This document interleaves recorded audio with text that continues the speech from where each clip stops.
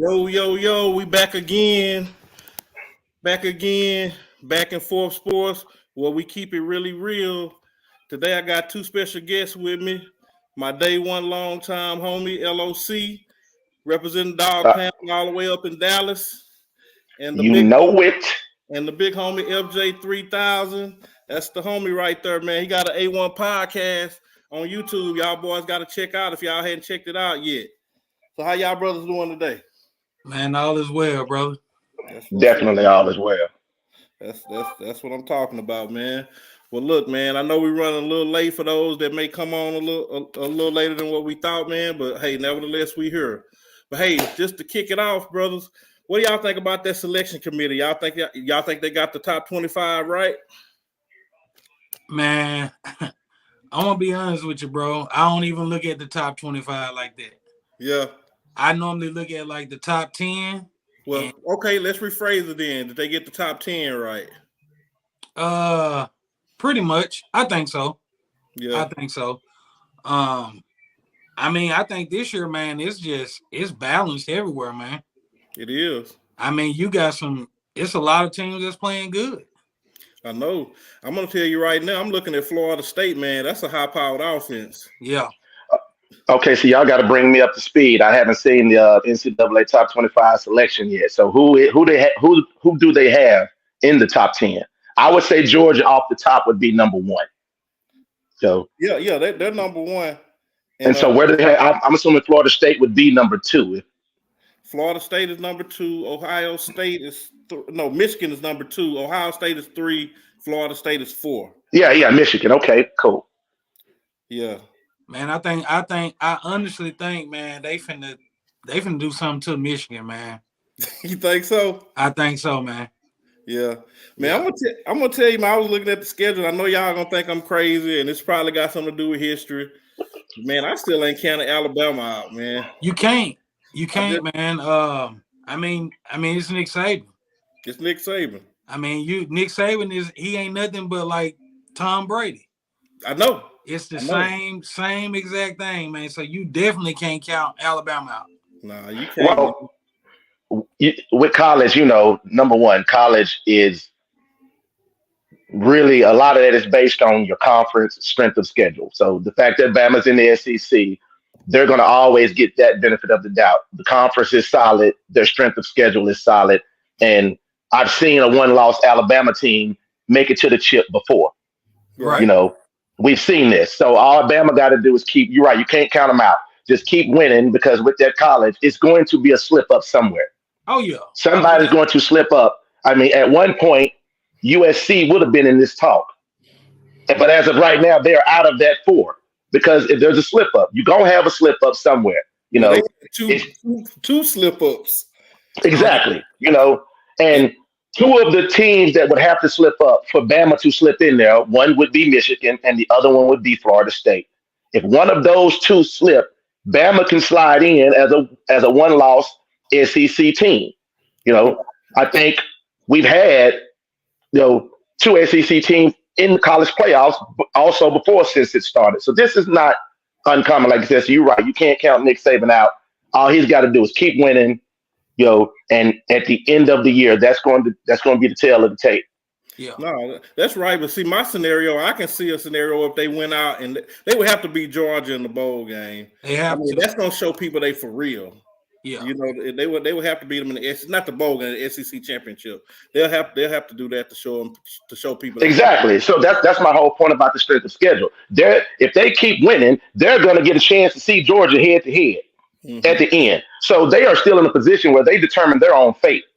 I will say this though, man. Don't look over that Pac-12, man. Oh my God. Hey man, I like Washington and Oregon. Man, I think those two. Well, Washington and Oregon are. Hey man, you're right. Pac-12 is solid this year. I think Washington and Oregon gonna make a real strong case. Yeah. It's just that those two teams will basically have to go undefeated. Oh yeah. Where Saban as a one-loss Bama team can still do it. He just has to win out, and like you said, knock off Georgia in the SEC championship game. Yeah, he got to beat Georgia. That's the only way. So there's no question. There's no question. It looks shaky. But shaky is okay if you can win out, you know. Yeah. Yeah. But what do y'all think, Colorado? Y'all think they still got a chance to make a bowl? Man. I do. I mean, because you only have to win 6 to even be bowl eligible. So, I just feel like they got 2 more wins in them. Have you looked at their schedule?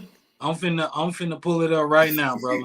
It's gonna be hard to find too. Well, I can go ahead and tell you right now, they got one on. They got one coming. I think they still haven't played Washington yet, so they got one coming there. So they don't play Washington, which is a good thing. Oh, they don't. Okay, cool. They play Utah. They play. Oh, well, that's definitely a L. Utah.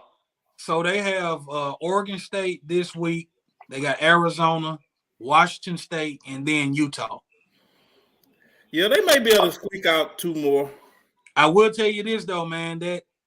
Arizona ain't no pushover either. Oh no, Arizona. I think Oregon State and Washington State is where they're going to get their 2 W's. People don't understand this. Hey, Oregon State ranked 16. Yeah, they ain't no pushover. That's what I'm telling you, man. It's gonna be hard to find 2. That Pac-12 is lit. It's lit. I'm gonna go ahead and it definitely is. I will go ahead and chalk Utah up as a loss simply because Utah is probably the most slept on team the last several years. Utah has won 10 games for I think the last 4 seasons, and nobody talks about them. Yeah, but because it's Utah. To me, they're like they're like the modern Wisconsin when Wisconsin was winning 10, 11, 12 games every year, but you knew they still had a ceiling, you know. Right. They definitely deserve respect, though, for sure. Man, let me say this about Colorado, man. I've been seeing like for the last 3 weeks, it's like a lot of people expected more. Mm-hmm. And I understand that, but I don't understand. You got to remember, man, these boys, a lot of these boys coming from HBCU. Right. Now, of course, they got some players from some other well-known programs, but man, and here's the thing though, they said Shedeur couldn't do what he been doing. Right. They said he wouldn't be successful, and look at what he's doing. No, and I agree, Fred. But I'm probably 95% there with you, and the only reason I'm not 100% is because I got new information at the beginning of the season. I didn't know what to expect. I thought the hype was too much, and then they took me too high, and that's probably my fault. I went too high with them. So then, you know what I'm saying? And like, I'm gonna take that. I probably went too high with them, and there's still a couple of games that I think at least one game got away from them. I was upset when they let that 29-point second comeback. That hurt me. I was impressed though when they came back on Oregon. Not Oregon, USC. They should have won that game. If they'd had 5 more minutes, they would have won that game. Yeah. But let's be clear. We got to decide how we're gonna grade them. Are we gonna grade them with a curve? If we're gonna grade them with a curve, I'm cool with that. But if we decide we're gonna grade them with a curve, then when they do something extraordinary, we got to also temper down the expectations. So here's the thing. Here's the part that, and I hear what both of y'all are saying. Here's the part we're leaving out. And to go to kind of, piggyback on what you said about new information. You didn't receive new information. A part of the reason your expectation was up here, and let's keep it 100. It's because of the coach. Oh yeah. After the TCU win, I got receipts. Like you, at some point, you have as a coach, he has to temper. We were going to ride with Colorado because we ride with Deion. Let's keep it 100. Not temper, manage. So, manage. But when your coach, especially with college football, because it's so coach oriented, you are the face of the organization more than the player. So when your coach comes after a game and talk about he got receipts and start, saying, oh, I heard this and I heard that, you raise expectations. You raise the hype. You brought all of this onto your program. To the point where another coach is going to say, hey, they looking for clicks. We looking for wins. Another coach is going to say, hey, I heard everything y'all said last week. I need y'all to say it now. Everybody that was watching last week, I hope y'all watching now. Well, to the point where he's trying to run up the score on you to show y'all, hey, man, they are paper champs. They fool's gold. And it's not that they're fool's gold. Just go back to what you said. Hey, man, it's a lot that goes into getting this organization to championship level. You have a lot of players in the transfer portal. You have a lot of players that just coming from HBCU. They have not played, let's be real, this level of competition. Right. You didn't have a line, and you admittedly, to Deion's credit, at the beginning of the year said, hey, man, we got to get a line. I'm still about 7-8 players away. Well, if you already know you're about 7-8 players away, and you already know you don't have a line, when you are front running, when you win, people are going to be like, oh, they must, you're going to have to take some lumps. But to add on to that, and I'm gonna let you jump in, Fred. But that's kind of my point. You're just saying it in a different way. I'm just saying when I say new information, the new information came from Prime. It came from the reporters. It came from the pundits. So, I thought you were saying the new information was coming from the winning. No. Me listen to all that. I decided to jump my expectations up. Okay, so y'all not gonna be a 3-4 win team. Y'all gonna hit a bowl. Y'all gonna upset some more teams. So my expectations, and that's probably on me. I just probably went too high with them. But to me, it wasn't Prime. It was Shedeur. I felt like they were gonna start hitting a bumpy ride when he started flexing and showing the bust downs, pulling up in the Bentley. It became not about football and about everything else, And I was glad. I wasn't cheering for them, but when they lost that game, I was glad because I felt like y'all needed to be humbled a little bit. Just come down. But I'm with you. I'm rocking with you to the end. But come down some. Nobody else. But don't you think the coach could have tempered all of the flexing, especially when the coach is your father? Don't you think the coach should pull you to the side? This man says that he talks to Tom Brady every week. And I remember seeing them, on a video chat together. And Tom Brady like, hey, man, don't worry about this. Go get better. Go to practice. Go work on your craft. Stop all this. That's where Deion comes in and say, hey, son, nah, you keep that under wrap. But they birds of a feather. So what was he going to say? Well, I mean, I will say this, man. I don't disagree with nothing you saying, man. But you got to remember this. Man, Deion been this way his whole life, bro. True. And the thing about Deion, bro, he not gonna close his mouth for nobody. No. Whether he winning or whether he losing, everything that Deion has ever said has came to pass. But you also got to understand that Deion, the player, and what you can be and do as a player is different than what you can be and do as a coach. I understand that. There has to be a dividing line here. I don't disagree. But I agree. I agree with you know Fred. What I mean? Hold on, I agree with Fred though, because it is Deion. For better or for worse. Man, Deion is the only person that can do this. Yeah, and he's not gonna make an excuse. He gonna own up to it. He owns up to it every time. And I gave him some grace. With some things, I was like, all right, because to your point, I gave him a little bit of grace because it is Deion, and this is who he has been, and he was not acting out of character.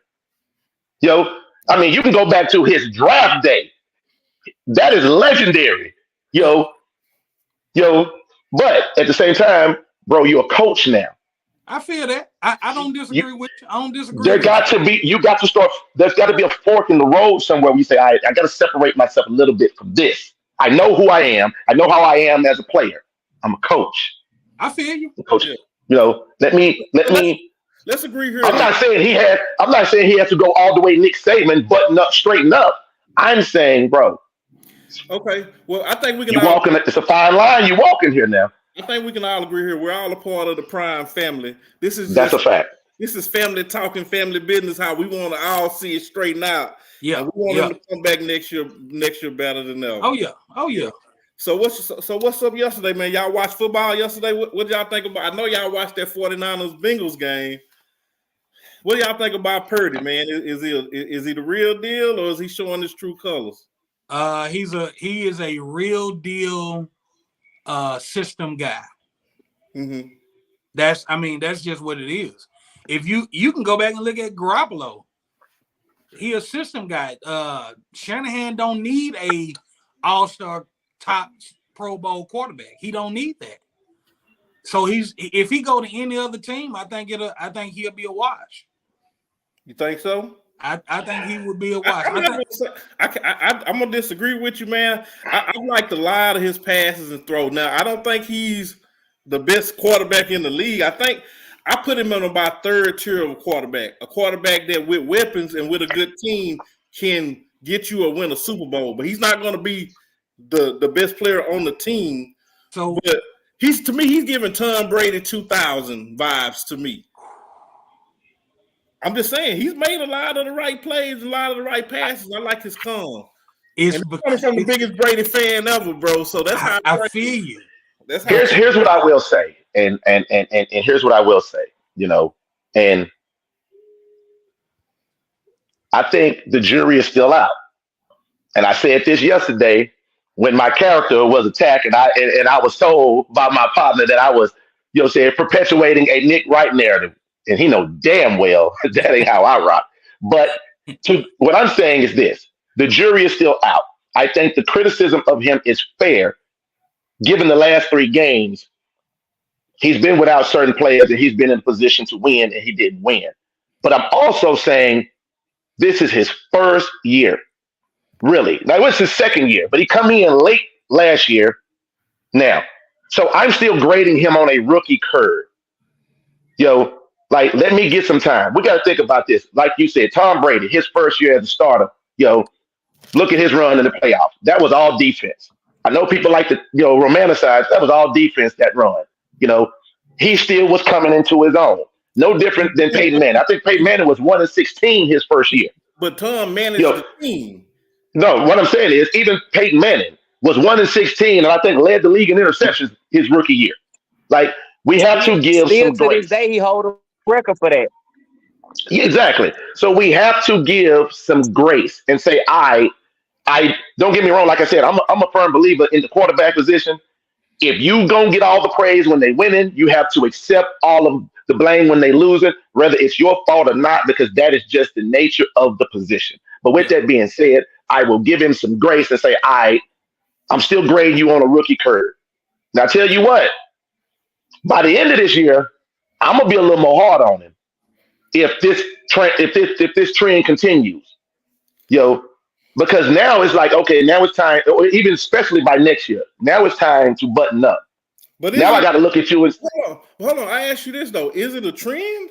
I mean, yesterday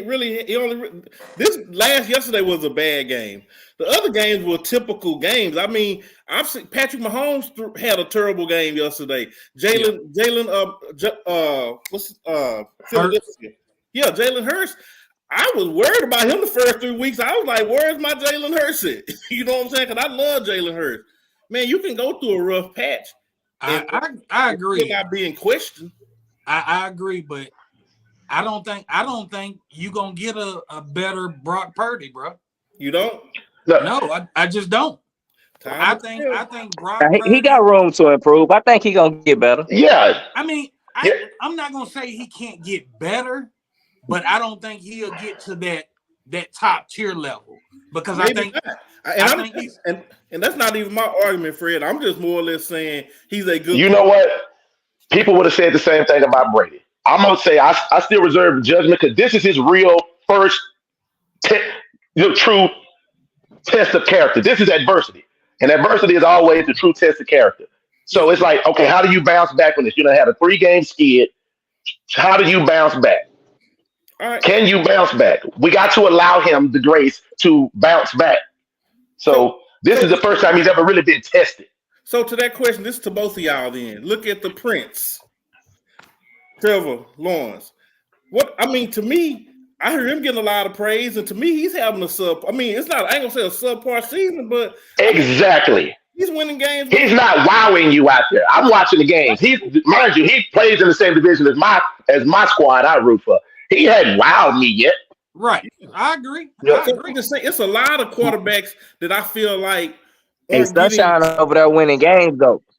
What? They got Sunshine over there winning games. Got the same record. You do realize that, and I think they 5-2. Yeah, they both 5. They both No, 5. no. 49ers. No, San Francisco 5-3. Yeah, they just lost their third one yesterday. Yeah. Well, I'm talking about as of yesterday. Yeah. They were the same record. Yeah. You know, and yesterday he won yesterday, but I mean, what he throw like 104 yards? But hold on, for better or for worse, again, we got to talk about the adversity factor. You know, and all I'm saying is, yeah, look, he ain't. You know, Trevor Lawrence has not wowed me yet. I haven't seen him take that next step. But are we giving him grace though? What I'm saying is, he looks to me like, if we're talking about ceiling, to go by what you said, you're saying you think Brock Purdy is not going to. This is the goodest Brock Purdy is going to get. I kind of disagree. I'm gonna give him some grace, but the same thing with Trevor Lawrence. I'm like, Trevor Lawrence feels like to me he still has a gear he can go, a level he can go to, another gear he can kick in, and he's shown. Okay, I've been under pressure. He's been under pressure more than Brock Purdy, and he's came through in some pressure situations. Most notably, throwing 4 interceptions in a playoff game last year and come back in the second half. Now, a lot of that has to do with the Chargers, but still, he's been in that position. But in order to come back, this is Purdy's first time in that position. But in order to come back from 4 interceptions, mean you threw 4 interceptions. Oh, I ain't no question. I can't give you credit for saving my life if you threw me in the if you don't want to throw me in the lake. You in the lake and you can't get credit for saving me from drowning if you threw me in the lake. Now you're right about that. And once Hey, again, this ain't I got a question though. Go ahead. Why ain't nobody talking about golf? Golf is being very impressive, but I think it's some residual leftovers from his lack of play right before he left LA. So I think people took their eyes off. And golf has led a team to a Super Bowl. I'm not against golf. I'm not against him, but I think golf is flying under the radar. He reinvented himself like big time, and But the crazy thing is, we saw this last year from golf. We saw this last year, and he still wasn't. He just didn't believe it. Wasn't nobody giving him praise. To your point, Drake. Because for one thing, you need that reputation. If you're known for being mediocre, and then like you look a little better than me, we're gonna be like, oh no, I gotta see it again. You feel me? So I think that's what's going on with him. People just don't believe it. I feel you, but the man got a Super Bowl, and nobody still gave him no love for that. He's starting. I mean, because you win a Super Bowl, that don't mean you gonna get the credit though. Like we all that. You know what? A lot of it is a couple things. Number one is narrative driven. Two is the team he played for, Detroit. You know, people automatically gonna write Detroit off at the beginning of the year regardless. They've been in the place for a long time. Hey, me and my man used to have the same argument about Stafford. I was like, man, bro, Stafford is better than what you give him credit for. He's just on a bad team. I said, if you give him the right pieces, he'll win you a bowl. He goes to LA, wins him a bowl. Golf is flying under the radar because a lot of times we have already made our mind up about certain people. He's good, he's bad, we've wrote him off. And it's like, no, that dude is over there playing. Man, he's balling. Most sports are all about the system in which you play in, and does that system fit you? What Sean was doing over there with the Rams, it wasn't for him anymore. You know, they had kind of really went away from him anyway with what's the running back they had, Gurley. You know, to me, they were more run-centric with Gurley when Goff was at the helm. You know, it wasn't a lot. I mean, and Goff did fine. I'm no knock on him. I'm a fan of Goff, but he wasn't a focal point. In Detroit, it's his team. Yeah. Hey, you know, but the thing about me, man, when you do good, I'm going to give you your love. I got to big you up. When you prove me wrong, I got to be like, all right, you know what? Hey, bro, you got me. When you're doing bad, I'm going to say you're doing bad. Oh, and that's when you prove me wrong, I'll tip my cap. That's the one thing about media. The media, man. Got to call a spade a spade. They wishy-washy with the love they give, man. Mm-hmm. That's a fact. And it's very wishy-washy because, like I told you, it's narrative driven. They've already made up their mind. Hey, Goff is a bad quarterback, so we're going to put that out there. Facts. And that's what. And like I said, think about it. They play tonight. When's the last time the Detroit Lions had a Monday night game? True. That ought to let you know, man. They doing some good things over there. Right. But nobody's going to want to give them credit. Like I said, it's narrative, and that's like I said. They wishy-washy with the love they give. You know what I'm saying? It's several quarterbacks that teams that like they're doing some things, but nobody wants to talk about it. So, question: with all the quarterback talk, and I think we can all say no quarterback is just really sticking out this year. Y'all think Tyreek Hill or San Francisco, the running back for San Francisco, the white guy, McCaffrey. McCaffrey. Y'all think McCaffrey or Tyreek Hill got a chance for MVP? I don't see why not. I think it's time to change the narrative on this whole. I mean, it's really gonna go back to basically what we've been talking about. I mean, they love the quarterbacks in the NFL, and I don't see them changing it right now. Yeah, that's just how it is. Yeah, I just don't see it happening. Yeah, they got to change. But this is the year to change it. This is the year to change it. Yeah, it would be. If there was a time where we could, or you're going to pivot away from this whole thing being a quarterback award, this is the year. But was that last year when Taylor ran for like 2,000 yards and he finished third, didn't he? Third. I mean, like how? What can you do at that point? You hear me? 2,000 yards. That should be a shoe in.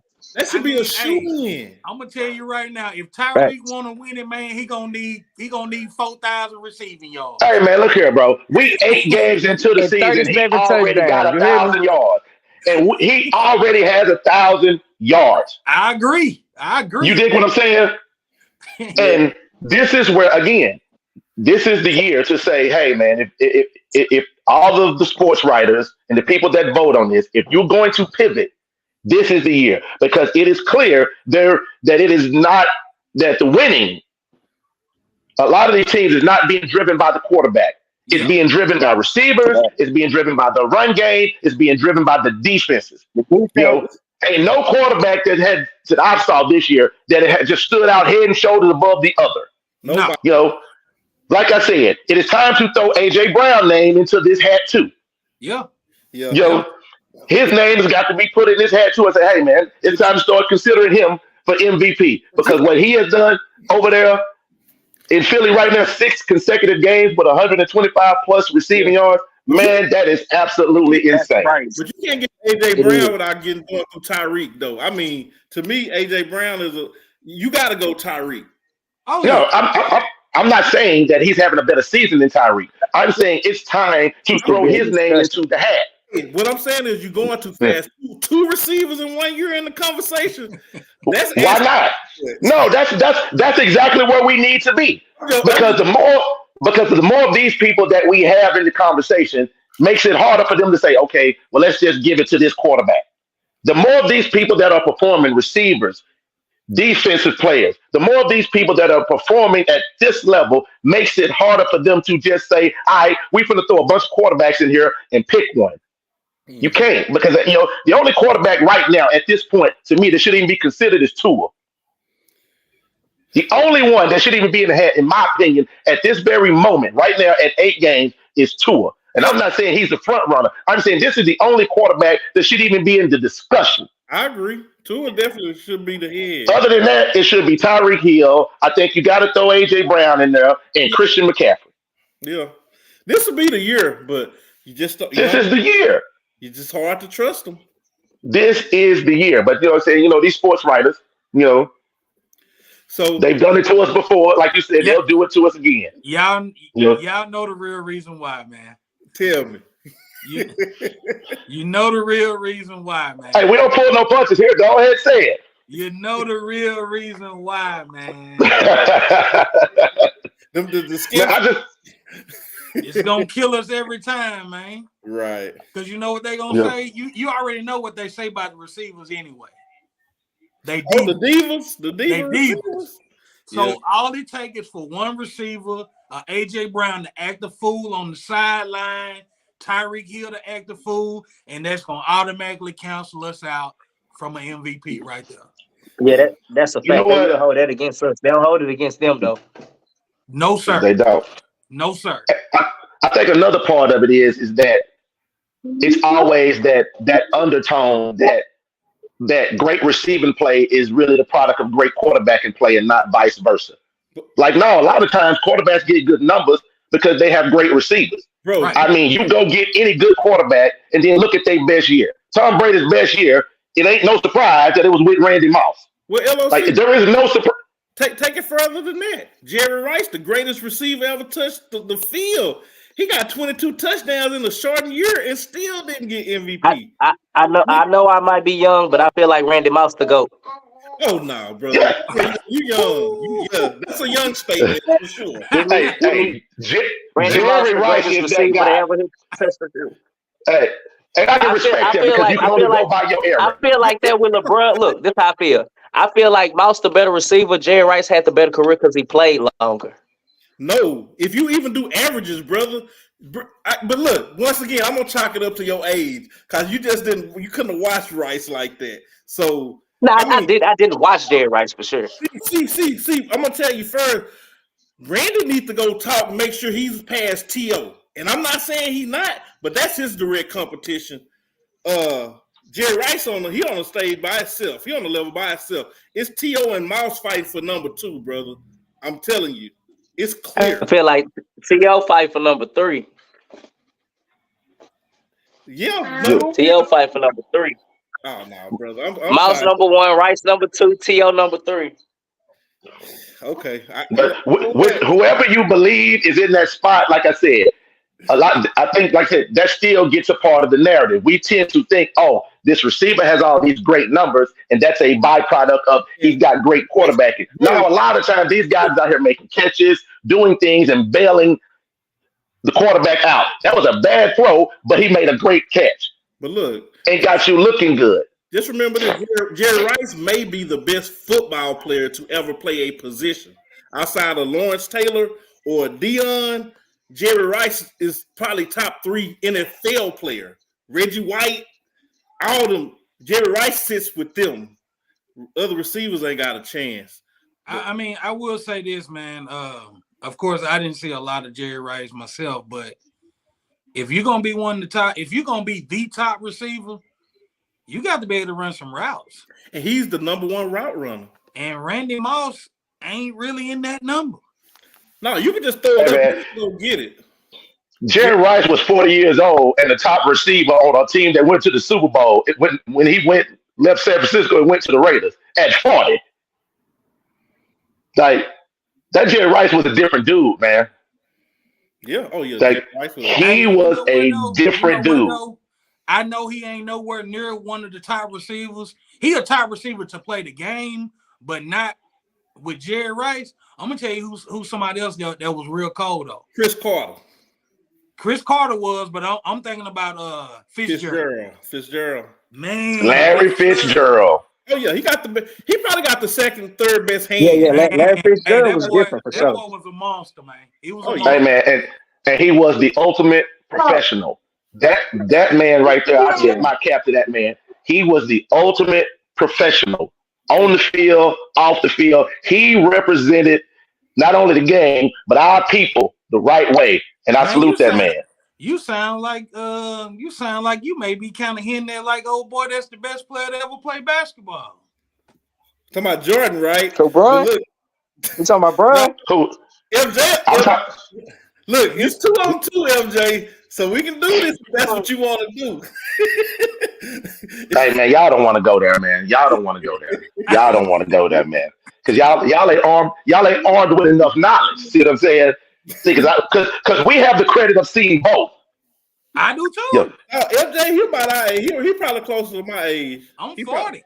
Yeah, I'm 44. Oh, okay, we're back. Yeah, we're back. I done seen both. Yeah. I was a Jordan fan. Yeah. So you're telling me you think that LeBron is the GOAT? I think he's the GOAT. I respect your opinion, but I disagree. I mean, that's fine. I think he's the GOAT though. But what makes you think that? Number one reason for thinking he's better than Mike. The number one. You know what, man? This may sound crazy. Bro. And a lot of people really don't get it. I think Jordan was probably the better player, but I think Bron is the greatest. See, you know what I'm saying? And I flipped that. I know. You know what? I understand that. I understand where you're coming from. Because me and my man have this argument all the time. I say the same thing. I said, I think Peyton Manning is a better quarterback than Tom Brady. But at some point, I had to say, you know what? And I told him this after Tom Brady won that Super Bowl with Atlanta. I said, man, look here. I don't know what it is. I don't know if Tom Brady made a deal with the devil or what. All I know is that every time when it happens, it's one constant. And I'm like, I got to go and give him his props. I said, I still think Peyton Manning is a better quarterback, but I got to give him his credit. As it stands right now, Tom Brady is the greatest. He's the GOAT quarterback, and it's hard to argue that. So I understand where you're coming from. I understand that's that. less of a debate. Yeah, I think everybody think Brady to go, whether you don't like him or not. Yeah, but the Jordan and LeBron thing to me, and this is me being gracious to LeBron fans. I think no, bro, hold up. No. Just hear me out. Hear me out, sir. Hear me out. This is what I'm saying. I think LeBron has had a longer high peak, but a longer peak, but Jordan had a higher peak. I just feel like Jordan accomplished more in a short amount of time, but LeBron has done the same thing for so long that it brings him up there in the conversation. But I watched Mike, so I'm not recency biased. I'm not, he only got 6 rings. 6 rings is just one component. It's an important component, but it's just one component. I watched Mike stifle the best offensive player. I watched him dominate games. I knew every time Mike played, if you were the other team, you thought you were going to lose. It didn't matter. And I know you a Jordan fan, so you know the feeling. Some people thought they was going to beat Mike. Don't do that. Bro, look, bro, we talking about once they hit their peak and start winning. I never had expectations. I'm never the one to say Michael's a rookie, and you got a Laker dynasty, a Boston dynasty, a Detroit up-and-coming dynasty that he should have been better as a 19, 20, 21-year-old to get past them. I'm only speaking once they hit prime and start winning. Because outside of Magic Johnson, you typically don't start off the best player in the world or winning championships as a rookie. So I'm saying... And Magic Johnson, exactly. Magic Johnson came to a team with Kareem. When start winning, and when Michael start winning, that's where I start. And I'm saying, I don't know anybody... Okay, and I'll say this, I'm going to pass it. During LeBron's era, once he started winning, it's arguable that Steph had just as good as an era. Not a better player, because he's not, but just as good as an era. The Michael Jordan era belonged to him and only him. Hakeem snuck in there, which is my third best player while he retired, but other than that, Mike dominated his era. So we can never compare He wasn't playing against the competition Brian got, though. The league way better now. Hold on. In my era, you had 1 or 2 players that's going to score. In this era, you got to worry about everybody. Oh, let me stop you right there. Mike didn't play no Golden State in the finals either. If Mike would have played the Celtics in the finals, he would have lost. No. Okay. If Mike would have played the Celtics in the finals, he would have lost. Hold on. Why? I got because they're a better team. That's all it is. They're a better team. Let me talk to my relative for a second, because this is my people here. Let me talk to Stan for a second. And I love this part of the argument. And here's where it gets lost with younger people. And I said this before. People say that all the time, and it is absolutely not true. And I'm going to tell you why. First things first, let's go back to what you said about, and a lot of this is about, what is your measure for greatness? My man said, hey, Mike got a lot done in a shorter time. To me, that's one of my measures of greatness. But you said, hey, man, if Mike would have played a Golden State in the finals, he would have lost. You can't drop a player in another era, you know what I'm saying, in an era that had the benefit of data, technology, and say, okay, you think if Mike had the benefit, because Mike is the blueprint. You can never be better than the blueprint. So if you think Mike had the benefit of the knowledge and the technological advances that players have today, that he would somehow be a lesser player. That's one. It's impossible, And I gave this example to my homeboy. I ain't saying Mike will be a lesser player. I'm just saying the league is better now. Listen to this. Listen to what he's saying. No. Look. Listen to what he's saying by his own admission. When LeBron was in his peak, he said LeBron and them could not beat certain teams because they were so good. We would have never said that about Jordan in his peak. Anybody could, because Mike had the best team. Hold He on. was the That's best where you're team. wrong. That's where you're wrong. And I'm gonna tell you why. Hold on. If he had the best team, are you talking about both 3-peats? Because you know he had 2 3-peats. So which best team are you talking about? I'm very aware of everything Mike did. Okay. Very aware. You said he had the best team. Did he have the best And team? keep in mind, Did he have the only best one person in the second 3-peat, only one person from the first 3-peat remained, which is Pippen. Everybody else was gone. Yeah, I'm trying to set him up for that. I want to hear what he got to say. He said the best team. Which 3-peat? I think with 2 different teams. So which one are you saying was the best? And are you also saying LeBron never had the best team? Are you also saying that at the same time? Well, I say just about every time Bron was in the finals, he wasn't on the best team. Mike was never the underdog. Why is that? Because they knew that unit that he had, they already knew what they was gonna do, bro. Like in them days, you didn't need all they needed, all Mike needed was his role players to do their role. You feel me? Because he had to do all the scoring. He was on the team. That's why I was the best team, Dre. That's what I'm trying to explain to you. You the best because you got the best. I will say this though, man. I don't take nothing away from Jordan, man. I watched him, and I love Jordan. I used to hate when they would take an L in the regular season. Me too. And I'm talking about tears. Like I was just into it like that. Mm-hmm. But I will say this, man. Them teams knew they weren't gonna beat the Bulls. They knew that. It's only one team that felt like they could beat the Bulls, and that was Utah. So why do you think that though? They were scared. It's that simple. They were scared, and I get it because he was. People only thought they was gonna beat Mike. You think Gary Payton went out there like, man, I'm finna lose? Hold on. I don't think Seattle could scrape the surface of Chicago. I didn't think that. Hold on. Now watch this right here. Everybody knew they was gonna lose. I'm saying, do you think the players on that team thought they was gonna lose? They thought they was gonna beat Mike. Not necessarily Gary Payton. I wouldn't say Gary Payton. No, I wouldn't say. Watch this here. Watch this right here. Watch this. Now, just think about this for a second, right? Take the Miami Heat, right? When Ron went to the Miami Heat, you had the first, third, and fourth, fourth, and fifth pick of the draft on the same team. Right. Braun, Wade, and Bosh were all drafted the same year in their prime. Right.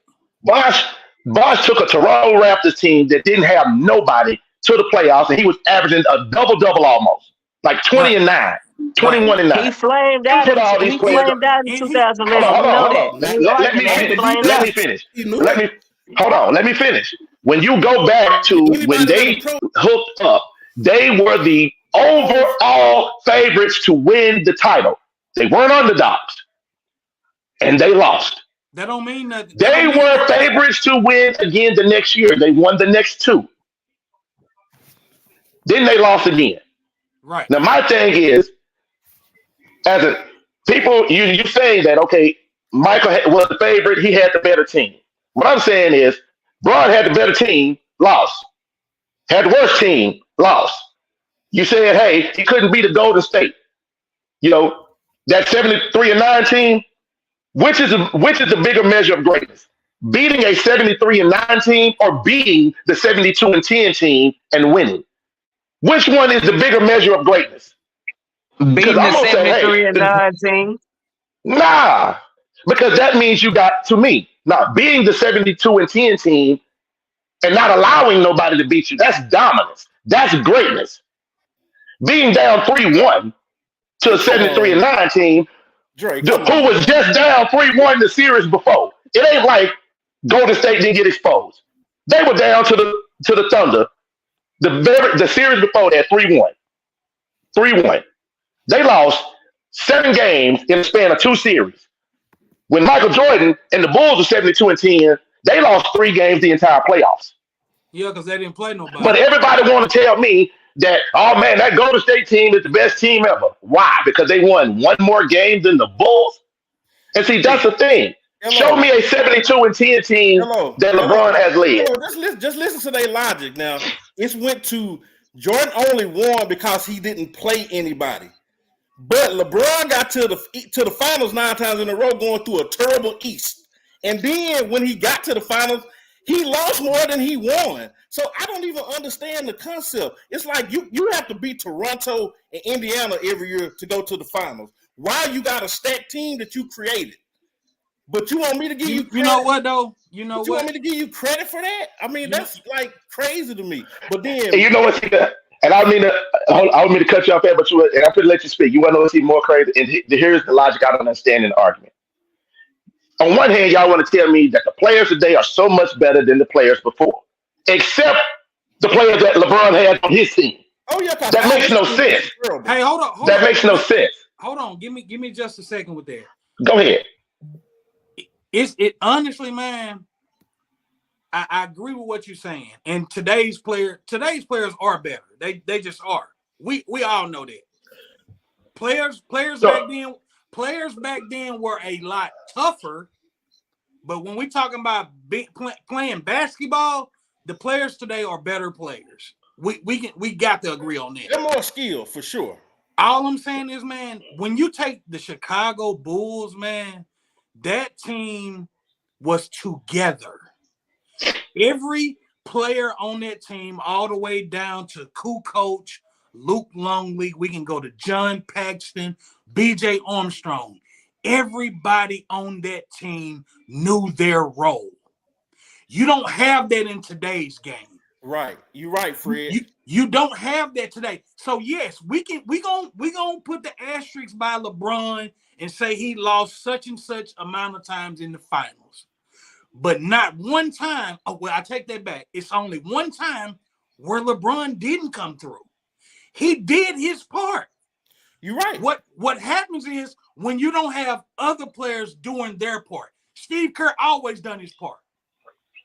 BJ Armstrong always done his part. Everybody played their role. All I'm saying is let's not hold one man accountable for losing. See, Fred, let me stop you right there. No, I agree with that. I'm not gonna hold one man accountable for losing. No. Okay, so think about it, right? Of course. I think we're all only I'm only entertaining this conversation. One, y'all my partner, we talking sports, but because I know LeBron the top 5 player, wherever you want to put him, 1, 2, 3, 4, 5. He's Mount Rushmore, ain't no question. Yeah, so he's definitely Mount Rushmore to me. So it's a given his contribution to every finals appearance, the championships they won, lost. It was never his fault. He always showed up. That ain't the question, because at that level, they always show up. Right? So that ain't the question. So this is my only problem with that argument. If LeBron wanted the type of team that Jordan had, he should not be hopping around from team to team. And just hear me out with that. Because if you really want to build something as good as he was to play 20 years, he could have stayed at Cleveland. I'm just breaking it down. He could have stayed at Cleveland the first time. The boy is so great, he would have still got 4 or 5 championships had he stayed with Cleveland. Eventually, free agents would have came there and played with him.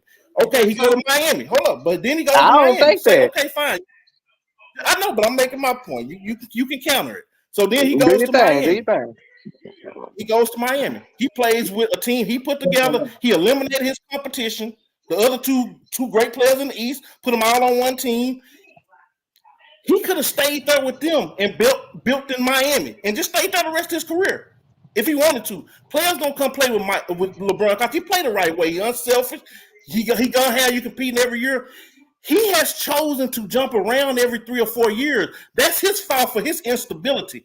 Jordan stayed and he never left, even though when he started winning, he won, but he got 13 years. So, of course, they're going to have a certain level of continuity in Chicago because their core was there. LeBron is saying, okay, they got white players that's working for them. Get a good team. We compete and win. Okay, well, we had a bad season. Time for me to go build another team. That's a choice he made. He got benefits from that, but he's also going to have to take some of the bad with that too. You can't have it both ways. I don't disagree. Let me ask you one question though before Dre go.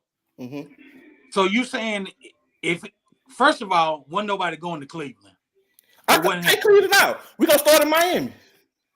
They come to Miami. Was Kobe threatening to leave the Lakers? Was he threatening? At one point he did. Why? Because he wanted to force their hand. He wanted players, right? Right. So the Lakers value Kobe. Cleveland wasn't gonna give that same to LeBron. Okay, so we passed Cleveland. So start in Miami. Even with Miami, Pat Riley keep in mind do that as well. We keep giving LeBron an excuse. Oh, no. I'm not giving him. Pat Riley is one of the greatest GMs to ever do it and coach. And you said he wasn't going to get LeBron players?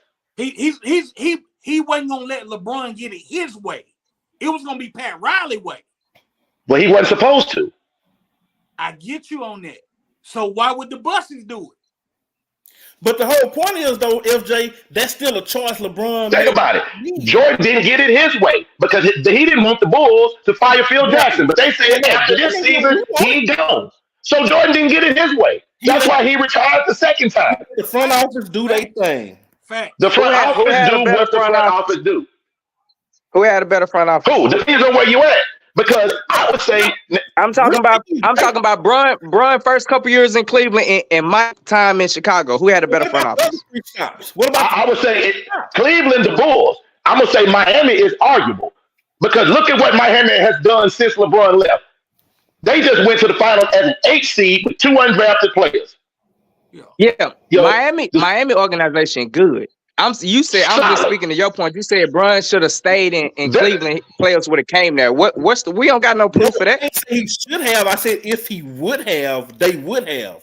Because if you want to, if he would have stayed in Cleveland, he'd probably have 1 or 2 rings. Bro, Keith is just basically saying that LeBron is a good enough player that players would come to play with LeBron. Dre, the point ain't about that. But people didn't come for almost 10 years. But Dre, the point. The point. And he recruited everybody. But Dre, the point what you saying ain't the point we getting at. I'm saying you were making a point saying everybody in the Bulls all the way down to the trainer was together. And I'm like, because they had all been together. I'm saying LeBron, he got to take that being he didn't stick it out. And I'm not saying he was wrong for it. But whenever you make an action, there's an equal and opposite reaction to that, good and bad. But, and the bad part was you don't get that. Yeah, that's all I'm saying. When I say being together though, I'm speaking as on the court though, like playing ball. Like I ain't even really talking about the front office. I'm just talking about like players knowing their role. If you look at it, man, and this is the truth, man, these are facts. If you look at these players that's done played with LeBron, they come and play with LeBron and they be trash. They go play with somebody, else and they can knock down. I don't agree with that. Hold on. Let me stop you right there. Let me stop you right there. Let me stop you right there. Okay, let me ask you a question, right? And I'm just going to rattle off some names and I'm going to ask you a question. Do you think, okay, which team do you want me to start at, right? Okay, start at the Lakers, right? Do you think Anthony Davis is a better center than Bill Cartwright? I would say yeah. Okay, so we can agree. Hold on. So we can agree that Anthony Davis. Yeah. Okay. Anthony Davis not a good center. Big man. Well, is what he's saying. Just with him saying Bill Cartwright versus AD, I gotta go with AD. Okay. Bet. We'll go power forward. Go to forward position. Is he a better forward than Horace Grant? He should be. Horace Grant just tougher. Yes. I'm asking you, is he a better player? If you got to pick AD or Horace Grant, which one you picking?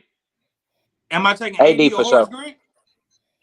Right. So y'all both agree y'all gonna take AD over Horace Grant, right? Yes. Okay. So now both of y'all agree LeBron is a GOAT.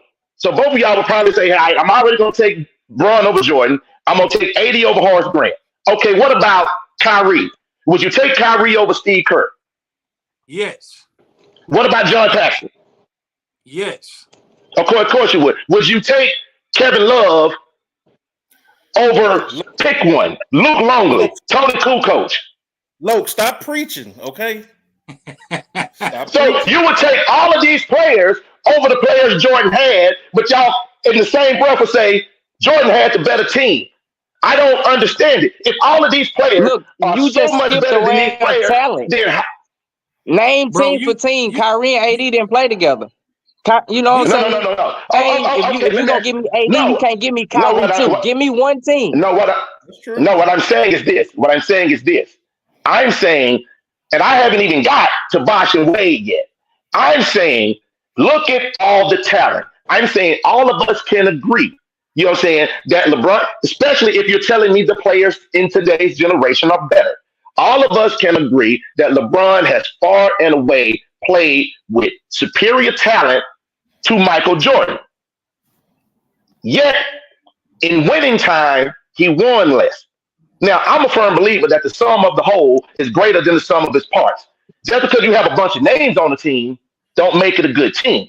That's what Keith is saying about continuity, and about how a team works, So, but people are quick to say this name and this Hall of Fame and that Hall of Fame and who you play for and who you play against. I'm like, names and great talent does not necessarily equate to a great team. But I'm only going against that argument because y'all are telling me I'm saying he has had all of this talent. And if he's had all of this talent, and all of this talent is better than the talent that Jordan had, LeBron team was better than Jordan teams. What is the? So what now? Let me answer. What Bron team is better than one of Mike teams? None. I would say that Heat team. What you saying? You saying Bron team? You saying Bron team in Miami is better than the Bulls? But what I'm saying, if you talk about talent wise, I'm saying LeBron had greater talent when he was with the Heat than Michael Jordan has had in any team he's ever played on. Any team. He had greater talent because in today's age, it's more skill on the other side. So you might need a couple more players because they got a couple more players. Mike had to go against the people that had to score. Yeah, you trying to have it both ways, Dre. This is what I'm saying, man. I ain't nowhere near trying to have it both ways. My only argument that I've always questioned for the last 8 to 10 years, man. You got Bron do his job, Kyrie do his job, D Wade, all of them pretty much do their job. You look at the role players for the Bulls, they always came through. The role players that has played with LeBron, they never come through. My question is, why is it if them guys come through, if they ever come through, Bron got at least 6 to 7 rings. Okay, now watch this here, though. Watch this here. But here's the thing. You're saying the role players for Michael Jordan come through and the players for LeBron don't come through. Think about it. LeBron had 3 franchise players on one team. Michael Jordan ain't got 3 franchise players. So the role players know their role. So when 3 franchise players come together, Bron is taken away from Chris Bosh. Go look at Chris Bosh's numbers before he joined the Heat, while he was with the Heat, and the year after LeBron left. When he was there, he was averaging 17 points a game. When Bron left, Chris Bosh went up 20 points. People say, oh, Bron left that team, didn't make the playoffs. No, you're leaving out the fact that Chris Bosh missed like 38 games that year. And they missed the playoffs by 1 game to the Nets. They didn't not go to the playoffs because Bron left them and they were just so bad. No, they missed the playoffs because Chris Bosh missed 38 games. And they only had Wade out there. Period. They didn't miss the playoffs because Bron left. Because don't look at it. The 8th seed was the Nets, and it was only the 8th seed by 1 game. This was before the play-in. Wasn't no play-in. 8th seed. I'm saying we got to stop with these narratives. And I'm saying if you want a role player to come through, go get you a role player. Don't go get a franchise player. Because you're taking away from a franchise player and what his game is. That's why Kevin Love suffered. He was a double-double before he came. Listen to what Drake keeps saying. He keeps saying Jordan had the better team. He's only saying that because Michael was on the team. He can't say that even though LeBron is on the team, he's saying Michael's better than, because all the role players, they kind of cancel each other out. I'm sorry. I know FJ got a different recollection than we do as far as I thought the role players did do good, but I seen series where Ray Allen hit a big shot just like Kerr or Paxson hit, right? I seen J.R. Smith light up a game. I seen Kyrie dominate Steph in that 3-1 comeback series. I seen Mike Miller hit 3 after 3 after 3 in the corner. I mean, I've seen Shane Battier. I've seen Shane Battier step up in his shot. You can't tell. Carlos Boozer. Hold up. Okay. Everything that you're naming right now, those are the times that they won. But the same people won a team when they lost. No, listen to me though. So you saying what I'm saying is, so you saying Jordan people was 100%, like they never messed up? No, I'm not saying that. Okay. What I'm saying is, name me a time where okay, we know everybody's human. You're gonna have bad games. We know that. But more likely than not, John Paxson, BJ Armstrong, Tony Kukoc, those guys were gonna come through more than they didn't come through. The people that played with LeBron, they didn't come through more than they should have. They didn't. I totally disagree. You have to show me some data. Now, look, I can't say whether they did or not. Just hey, think about this right here, bro. There is a championship. Hold on. Watch this right here. I'm gonna tell you why I disagree with that. Because there is a championship on record where the only person that didn't come through was LeBron. This is true. And that's on record. Right, I admitted to that. I brought that up a long time ago. Yeah. So that cancels that argument because we have documentation of a time where, you know what, Wade averaged 25, Bosh averaged 17, Mario Chalmers doing his thing, and this guy got outballed by Jason Terry. And I'm glad. Shout out to I'm a diehard Mavericks fan, so I'm glad it went down exactly the way I wanted it. You know what I'm saying? And you lost to a lesser team. Hey. So for people to tell me that Jordan was always playing lesser teams, don't you supposed to beat the lesser team? So what does that say when you can't even beat the lesser team? Hey, you know what? That's the one right there where, hey, you got me on that one. That means you ain't got a leg. That means that's what I'm saying. That makes the whole argument. That's why when we say people keep moving the goalposts and giving LeBron excuses, it's because if that's true, that should have been one that they did not lose, but they lost it. Cause see, to that point, and I'll make this last point on my end. If Jordan would have had some players to step up prior to when he won that first title, like against the Pistons, where when they were beating him up, somebody else would have stepped up. Hey, Mike might have 8 or 9. You know what I'm saying? That's why I don't really like going down that road, though. I like to deal in. Look, going 10, winning 4.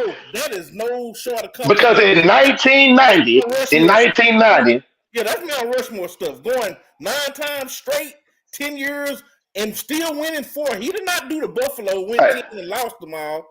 Now watch this right here. I'm glad you said that. So that's why because in 1990. Hold on. Think about this right here. Mount Rushmore. But when you want to be that first head on the Mount Rushmore, then he got too many holes I can poke in him.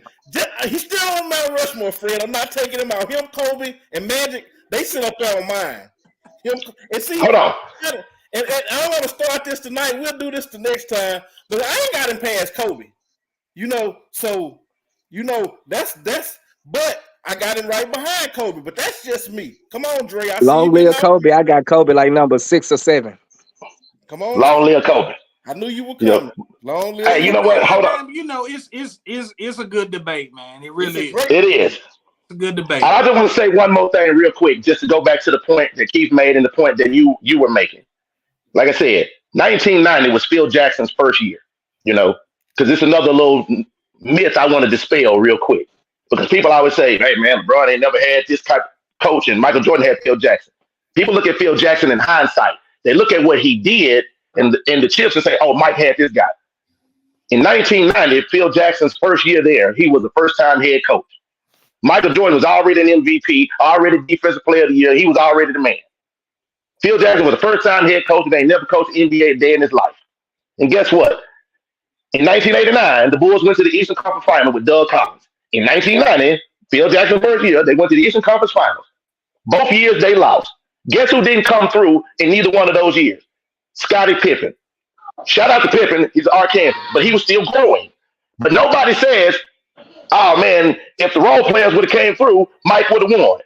We just say Mike lost. Nobody says what you said. Hey, man, when they lose, the role players didn't come through. To go back to what Keith was saying, we can show you times where, hey, man, but guess what? Pippen had a migraine, allegedly.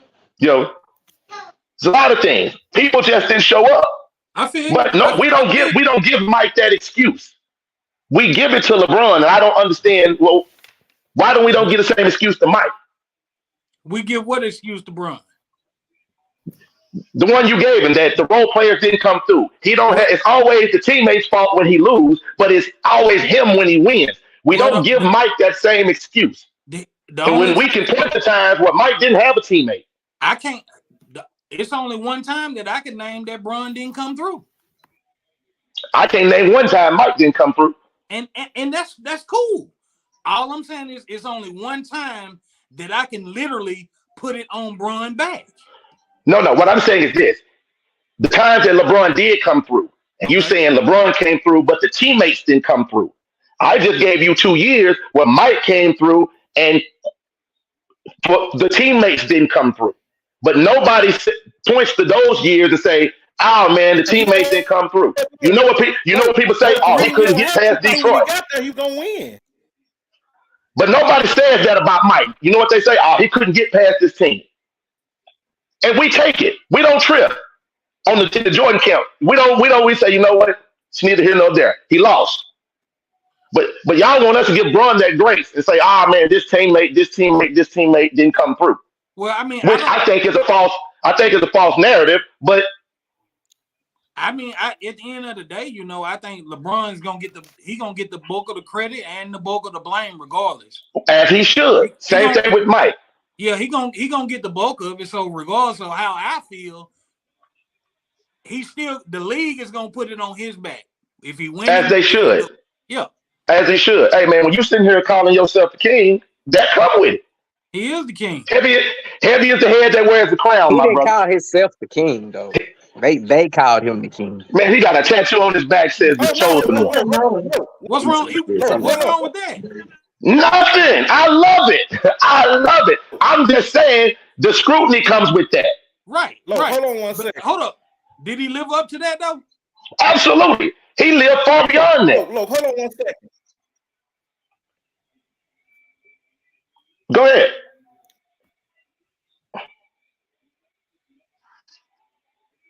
I don't know what happened. I don't either. What'd you say? I said, I don't know what happened. Keith's face went out. Yeah, he probably gonna jump back on real quick. Man, for sure. It's a good. It's a great debate. Like I told you, man. I don't want people to feel like people getting misconstrued that I'm against LeBron. Now, LeBron is a Mount Rushmore player.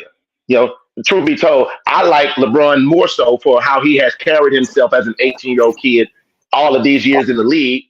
Yo, like to me, I got no beef with you. You know, you was an 18-year-old kid. You came in this league. You was under all this scrutiny. You still with your high school girlfriend, married her, had kids with her. Hey man, you ain't had a misstep. Hey man, you know what I'm saying? And you a black man. I salute that to the fullest. But I separate that from the basketball. That's separate from the hoop. Yo, but like I said, even with the hoop, bro, you're a Mount Rushmore player as far as I'm concerned. Yo. Hey, but you know, the minute he do something wrong, they won't separate that from the hoop, though. You do know that, right? Oh, I do know that. But FJ, now let me say something to that though, right? Who are the they? The media. The media, the white. I don't want to say white people, but it's probably the most loved media star outside of Steph. Y'all talking about Twitter? What y'all keep referring to is Twitter. Hey, that's media. But that's still media, though. Hey, I know that's the biggest media. That's the biggest media forum on the planet right now. Marquis, I'm gonna tell you something, brother. They love you till they don't, fam. But that's a fact. All I'm saying is, bro, he can be the most loved today and to turn around and be the most hated tomorrow. That's true. But in a heartbeat. Well, I can speak for me. It won't affect me. I don't care what he do. I only judge straight off what you do on the court. I could care less. But when you play, when you in the industry like that, they will not only judge you what you do on the court. No, you're right. But you will admit this though, right? You're right. If something happens, they're gonna persecute him. But you can also say he's been a beneficiary of this internet age too. And of course. 24-hour media age too. Yeah. So that's what I'm saying, bro. They all got, the media, they turn them up, but they also done built them up. They done fatten them up like a hog, right? And you just saying they fat you up just to slaughter you. That may be true. But he done lived house that fat for a long time. True. It's King James. True. This King James we talking about. Number 1 or 2 on everybody's list everywhere. They give him his proper respect. True. I see a lot of hate on Twitter and groups like me and Loke. We're in some basketball groups. Yeah, people be hating all the time. They hate on Jordan. They hate on Kobe. They hate on Steph. They really hate on Kyrie and Durant. When you on that level, it ain't nothing left for them to do but hate because they can't touch you. I agree. So I don't care about all that. When I'm talking to sports heads, I don't even include the noise because we drown in that stuff out. You know what I'm saying? That's drowned out on my end. I'm just saying strictly basketball. He in my top 4. If he win another one, I might jump him to 2. But that's as high as he'll ever go, LJ. Hey man, honestly speaking, man, I don't know, man. I can't see my boy winning another one, man. I can't see it. Yeah, it's gonna be tough. I can't see it, bro. But he got the skills though. Yeah, I'm gonna be honest with you. I'm gonna be honest with you, and this is a remarkable feat, and I will give him his credit here. That man is in his 21st season, and I'm gonna be honest with you, he still is a top 3 player in the league. Even if you don't have him number 1, he's a top 3-5 player in the league, and that's saying something to be there as long as he has. And I think the Lakers the Laker organization don't care about but one thing. You say top 3 player in the league win this year? 3 to 5. Man, 3 to 5, yeah. Man, come on. 3 to 5, yeah. Name me 3 players you think are better than him right now. Name me 5 you think are better than him right now. That'll extend this conversation, and we've been on the same side. So you know what? You're right. Exactly. So we'll say that for another day. We got enemies today. We'll say that. But all I'm simply saying is the Laker organization. We need to do top 5. Everybody top 5 next show. Yeah. We'll say that for another day. But the Laker organization is like the Yankees. They value wins. When you talk about Lakers, Yankees, wins, championships. So they are going to make some moves before the deadline to put some people on that team to try to stack the roster and see if we can try to get him a push to that end. Now, look, this time. So it's still possible they could win one. No, just imagine this scenario, right? Because we give scenarios. Imagine 87, 88, 89. Michael Jordan, free agency is running rampant in the league, and now Michael Jordan can get a Hakeem Olajuwon with him, or some other high level Dominique Wilkins. Just imagine. See, they have to deal with what they have to deal with. LeBron them blessed. Okay, I don't like how the organization going. Get me out of here. Oh, you just signed a contract. So what? What you gonna do? Send me where I want. They got that. And you want to? You know what? You're right. And you want to know who kind of helped start that? MJ, because his last couple years he told Chicago, y'all gonna give me a single year contract, and this is what you're gonna pay me. Yeah. But LeBron put it on steroids, baby. LeBron put it on steroids, though. Now, he the go-to player empowerment. I give him that. Yeah, he put it on steroids. I give him his total credit. Yeah, but like you said, you had to deal with what you had to deal with. Yeah, Boston had the big 3 before the Heat. You know. I think if Boston never formed that big 3, Brown would have never did it. Drake, I'm gonna tell you. Let me answer that. You know what, Drake? Kinfolk, you're right. I've said that several times. When people say that was the first big 3, I've always said, no, Boston really was. But this is the thing about that, though. He's right. But the reason we don't talk about the same. Hold on. He's right. But the reason we don't talk about the same is because Paul Pierce or Garnett or Ray Allen was not on LeBron's level. I'm sorry. Great players, Hall of Fame, top 75. It's a gulf wide as this world between LeBron and them other 3. We said it because I got one more question. Go ahead. Let me ask you this. Look, you can't. Let me ask you this. Let's say in MJ era, it was somebody would have teamed up like that, and Mike had the liberty to do that. Do you think he would have did it? I don't think Mike would have got involved. I think Mike would have let the general, because you got to think during the time they didn't have that power. So I think Mike, the way they come up, whatever the GM do, just like they got Dennis Rodman, that was a hell. I'm saying if he did have the power, if he did have the power, do you think he would indulge in it? No, different mentality back then. People that played back then, even on the basketball courts in the neighborhood, you wanted to play against the best players back then. You never wanted to play with them. So I just think it was just a different time back then, you know. So I would say no. I agree with that. Basketball was played different, but if if Isaiah Thomas would have said, "Hey, Charles Barkley and Hakeem come over here," Mike would have been like, "Hey, I need somebody too. What y'all got going?" That's just what I believe. Yeah, hey, I wanna say one thing before we move on or whatever we do. Right. I think y'all named Boston, but y'all didn't name the Lakers. Gary Payton. Yeah, Karl Malone. Shaq. And here's the thing, though. This is what people piss me off when they do this. That's a fact. This is what people piss me off at. When the Lakers got Karl Malone, Shaq, Kobe, Gary Payton, they was the best thing since sliced bread. That's a fact. Once they lost the championship, everybody gave an excuse that the Lakers were old. Oh, Malone was old. Gary Payton was old, but they weren't old in the season. Bro, I agree with you 100%. I get tired of that revisionist history. You are absolutely right. And people are bad about, hold on. And I agree with you because that's the same thing. I've had that same argument when people say, "Oh man, Mike beat the old Pistons team." I'm like, no, he didn't. They back-to-back champs and was going for a three-peat. Nobody said they were old then. Hey, but don't forget about Houston when they got Barkley and Pippen. Yeah. Exactly. Nobody said they were old. They said this team gonna win. And then when they lost, now it's they old. We can't do that. No, like I said, we got to keep it 100. That ain't what y'all was saying in the beginning. That ain't what y'all was saying in the beginning. Bro, you are absolutely right. I hate when people do that because I've had the same argument. And a lot of times they are doing it to either build up or tear down a particular player. Hey, keep this in mind though. Don't nobody hold Shaq and Kobe accountable for that either, bro. Nobody. No. Don't nobody hold them accountable for that. But you know what? I'm willing to bet this. This is just my thought. I may be wrong. I'm willing to bet. You're absolutely right. I can't argue that. You know what, Kobe?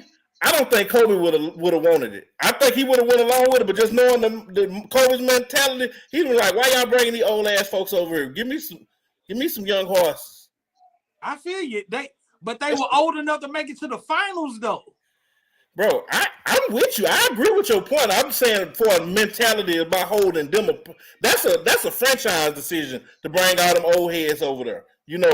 I can't see Kobe going to Bus saying, "Bus, I don't think I can do it." Can you imagine Kobe saying that?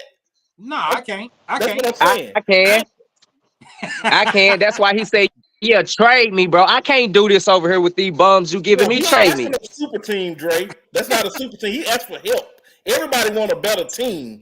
That's separate from go get me the best, I can see him saying, "I can't do it by myself. Go get me some players." I can see that. Okay, so what did he do? He went and got Paul Gasol. He wasn't no Karl Malone level player or Payton level. He was just a good serviceable backup. But he was rookie of the year though. He was a young up and coming guy who had been rookie of the year and had shown.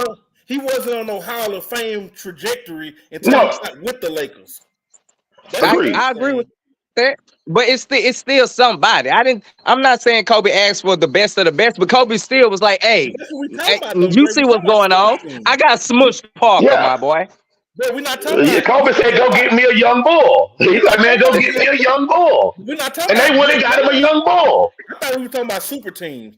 That's not a super team. That was just a good player added to a bad team. Yeah,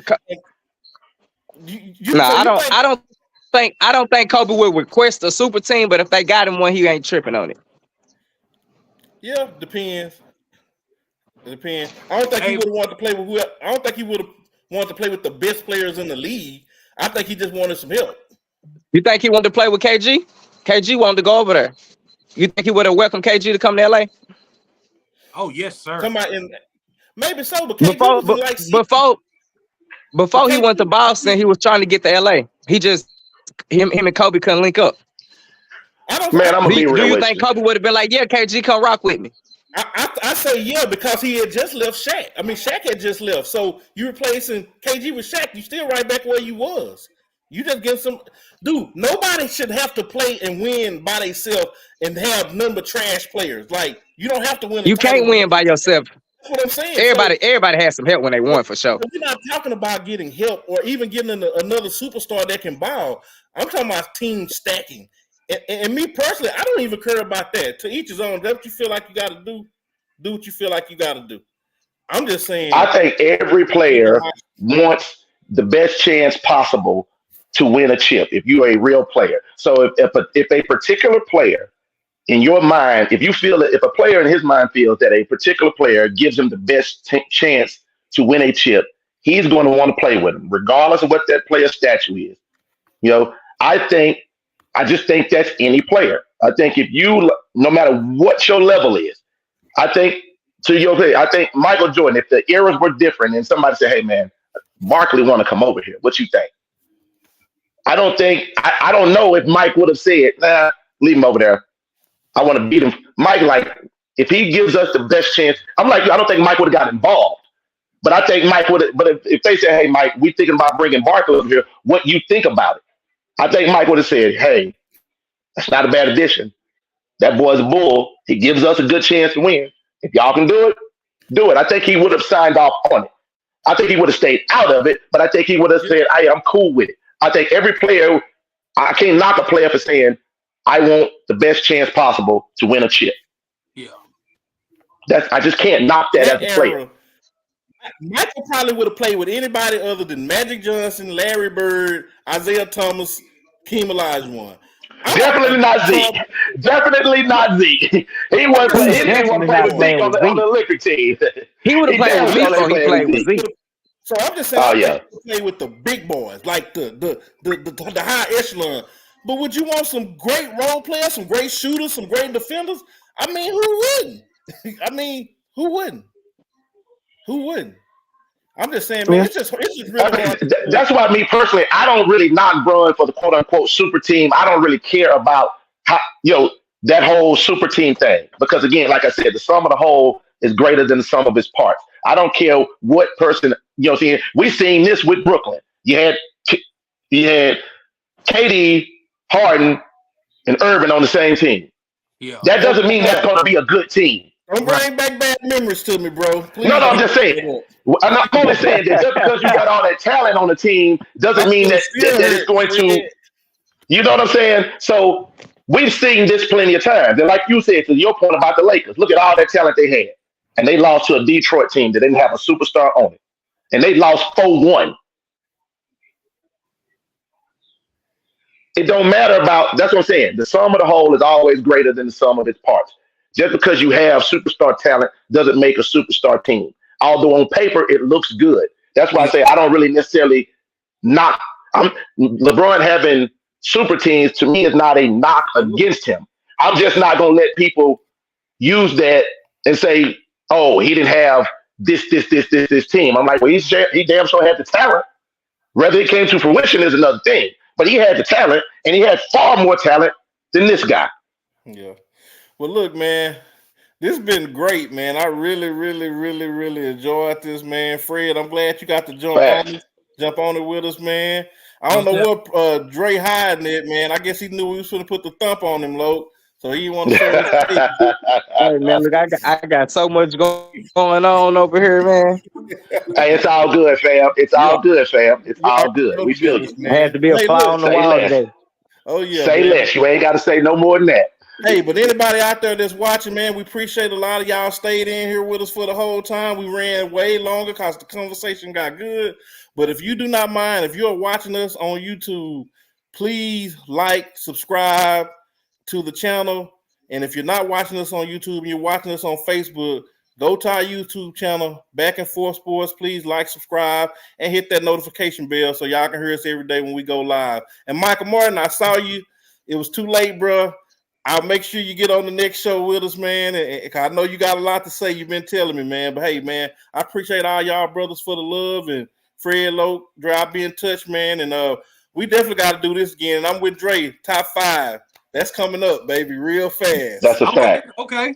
What you mean? That's tomorrow. We got to do that. Hey, Siggity, I ain't lying. I'm with it. I know Loke trying to tune into that World Series game tomorrow. So I don't know if he'll be on. Oh, no, they playing right now. I'm definitely about to tell about y'all. They playing right now. I'm going to go check that out right now. Well, whoever available tomorrow, I'll communicate with y'all and we can get on here and we can do part 2 of this. Then let's make it happen. Already. Go. Hey, I'm man, with it. y'all boys have a good one, man. All right, you too, brother. Be blessed, man. All right. All right.